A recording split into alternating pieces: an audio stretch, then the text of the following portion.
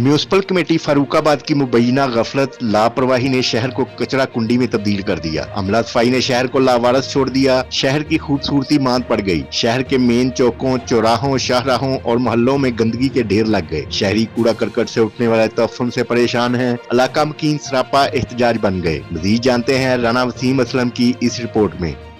Municipal committee Farooqabad की मुबैना गफलत लापरवाही ने शहर को कचरा कुंडी में तब्दील कर दिया। अमला सफाई ने शहर को लावारस छोड़ दिया। शहर की खूबसूरती मांद पड़ने लगी।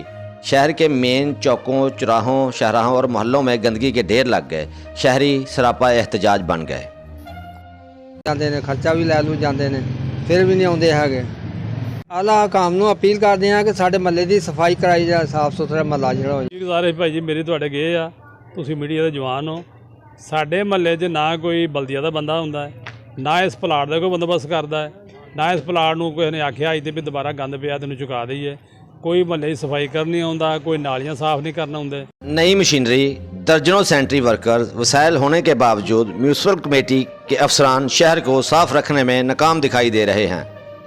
मैं महल्ले रसूलपुर का रहने वाला हाँ। साढ़े महल्ले इन्नी की गंदगी की बेशुमार गंदगी है। नालियां साफ नहीं करना आते, कूड़े के ढेर लगे रहते। आला काम है कि अपील है कि महल्ले की सफाई सुथराई की जाए। साढ़े बच्चे भी आए दिन बीमार रहते हैं। हुकूमत कोई एक्शन नहीं लेंदी, एक्शन लिया जाए, सफाई सुथराई की जाए। उस तो बाद ये गल हैगी है फिर कमेटियां गई है जाके कही तो कोई गल सुनता कोई नहीं। कोई साड़ी आला हकाम के अपील है कि साढ़े महल्ले की सफाई कराई जाए। जेडे जमादार ने वो भी टूड़ा महल्ले इकट्ठा करते सारा कुछ, वो भी सारा लिया के इत्थे सुट देंदे ने। शहर के चौकों, चौराहों, शाहराहों और मोहल्लों में गंदगी के ढेर लग गए। शहरी कूड़ा करकट से उठने वाले तफन से परेशान हैं। बल्दिया का अमला जो ना गली नंबर 5 महल्ला रसूलपुरा अमरीद के रोड पर बिल्कुल नहीं आ रहे।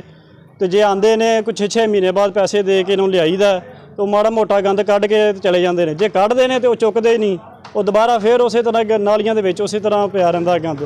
तो लिहाजा मेहरबानी की जाए, इधर अमले तो सख्ती की जाए।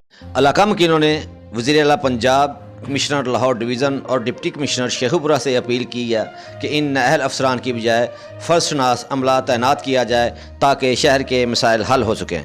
Rana Waseem Aslam, prime 92 news, Sheikhupura.